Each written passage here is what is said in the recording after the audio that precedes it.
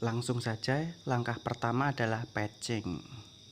Seperti biasa, kita masuk Exambro admin dan jalankan sebagai administrator. Setelah masuk, langsung start virtual machine. Setelah mengeklik, nggak usah sok-sokan heran, sok-sokan kaget, terus ngerumeng, ngerundel karena nunggunya lama. Ya, itu hal yang biasa dan wajar. Jika muncul ikon itu, maka kita klik bawah itu, kita kembalikan seperti semula. Tandanya Exambro admin sudah bekerja dengan baik. Maka kita klik pojok kanan atas.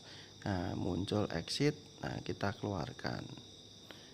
Setelah itu kita tunggu lagi beberapa saat.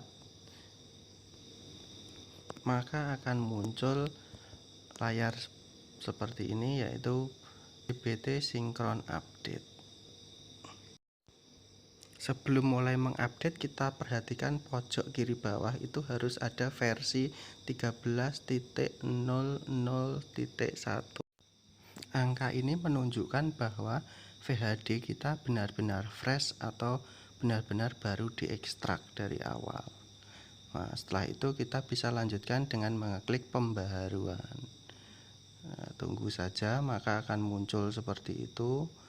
Nah, nanti akan berjalan dengan sendirinya, tunggu sampai 100%. Nah, ini tidak terlalu lama, santai saja, nggak usah sepaneng, kita bisa tunggu sambil nyeruput kopi. Nah, sebentar lagi sudah 100%. Iya, 100%. Maka kita bisa klik di situ bawah ada tulisan patch, kita klik saja, maka kita akan dimohon untuk menunggu ya, karena dia sudah memohon, kita tunggu saja. Nah, sambil menyeruput kopi, biarkan dia memohon-mohon, meminta kita menunggu. Nah, setelah kita nyeruput kopi selesai, maka patching akan berhasil muncul di pojok kanan atas seperti itu. Setelah patch berhasil, kita menuju menu di atas, yaitu reload CBT Synchron. Setelah kita reload, maka kita akan dikembalikan ke halaman awal CBT Synchron login seperti itu. Nah, yang perlu kita perhatikan adalah pojok bawah, kita lihat versinya. Jika menunjukkan versi 13.00.11, maka ini menunjukkan kalau patching kita sudah berhasil. Ini adalah versi yang terbaru. Tahap selanjutnya kita bisa lakukan sinkronisasi. Nah, di CBT Synchron Login kita masukkan ID proktor kita dan ingat masukkan password. Nah, yang paling penting di sini password adalah password terbaru yang kita ambil dari web ANBK. Jangan sampai password lama kita masukkan. Langsung kita submit saja. Maka kita tunggu sebentar, akan muncul tampilan menu seperti ini. Nah, kita perhatikan di sebelah kiri ada status download. Kita coba masuk ke status download ini. Setelah kita klik akan muncul tampilan seperti ini, sinkron progress status. Nah, ini biasanya pasti kosong karena kita baru awal masuk ke sini. Nah, kalau kita coba start sinkron pasti akan dikasih tahu kalau kita harus refresh status dulu baru bisa melakukan sinkron. Maka sesuai petunjuk kita klik aja refresh status. Nah, tunggu di situ nanti akan muncul data yang menunjukkan sisi kiri itu ada angkanya, sedangkan yang sebelah kanan 0 semua. Selanjutnya kita silang saja, kita singkirkan dan start sinkron. Nah, otomatis nanti sinkron akan berjalan dan kita bisa menunggu sambil membuat mie instan. Nah, sobat Nanaga suka mie goreng atau mie rebus? Nah, kalau saya sih suka mie goreng aja, tapi nggak jadi karena ini sinkronnya ternyata sudah selesai. Setelah itu kita akan diberitahu bahwa proses download 9 data telah selesai. Kita silang saja. Nah, kita kembali ke refresh status. Maka kita akan ditunjukkan data seperti itu bahwa sisi kanan dan sisi kiri sudah menunjukkan angka yang sama. Berarti download kita berhasil. Download berhasil alias sinkron kita berhasil, maka kita ke menu backup dan hapus.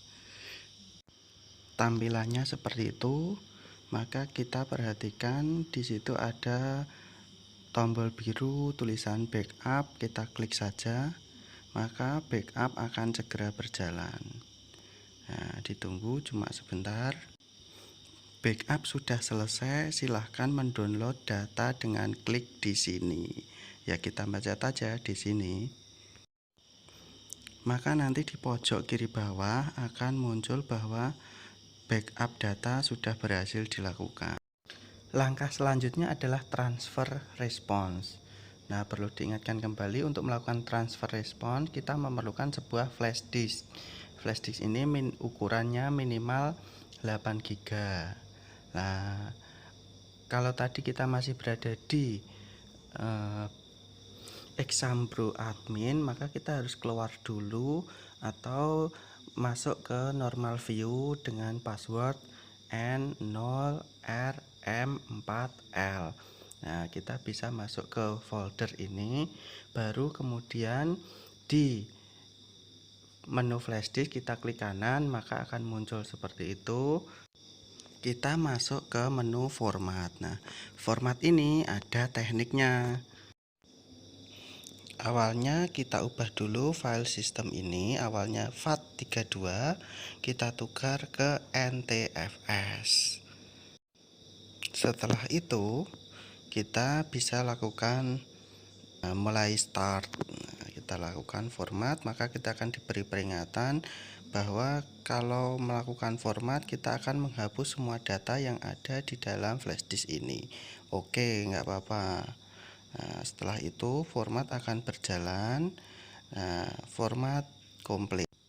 Kita kembali ke menu flash disk, klik kanan, maka kita buat folder baru. Dan folder baru ini kita beri nama saja transfer response. Nah, setelah itu kita klik kanan, give access to specific people. Tampilannya seperti ini. Sebelah kanan itu ada sudut, itu kita klik, maka akan muncul everyone. Diklik lagi, akan muncul tulisan read and write. Segitiga kecil kita klik, maka kita pilih lagi read and write. Nah, setelah itu kita bisa langsung share. Maka format seperti ini sudah selesai. Tugas flash disk untuk transfer respon sudah siap. Kita klik done. Setelah melakukan format flash disk, kita bisa masuk kembali ke Exambro admin. Di Exambro admin kita ambil menu bagian bawah yaitu transfer response. Muncul tampilan seperti ini. Yang pertama kita isi pertama adalah folder dump-nya. Kita isi //192.168.0.199 ini adalah menu yang tadi kita buat di flash disk kita, yaitu transfer response. Selanjutnya mengisi password dan username. Maka kita bisa mengingat lagi CPU kita. Kita klik saja pojok kiri bawah menu Windows atau jendela itu. Kita lakukan seperti saat mau mematikan komputer kita, maka akan muncul tampilan seperti ini. Di situ terlihat punya saya nama CPU adalah SDN1 Kalisari. Sedangkan password yang saya pakai untuk masuk ke CPU ini adalah 1 angka.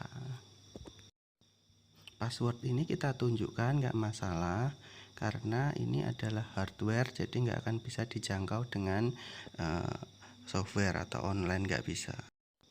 Kembali ke pengisian transfer respon di Exambro admin.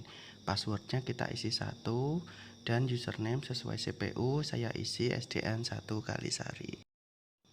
Sedangkan server IP kita isi seperti biasa, punya Proctor ada 192.168.0.199. Lalu kita simpan. Loh, kok gagal? Guys, folder di flash disk, nama nganu aja, transfer gitu aja, yang biasa aja. Lalu berarti yang pengaturan di transfer respon, folder dump-nya kita isi setelah IP address adalah transfer. Habis itu langsung kita simpan kembali. Nah, seperti itu. Alhamdulillah lah, itu muncul hijau, berarti folder dump berhasil diganti. Sukses guys. Kita silang saja notifikasinya, kita hilangkan. Lalu kita cek daftar peserta. Nah, itu sudah muncul.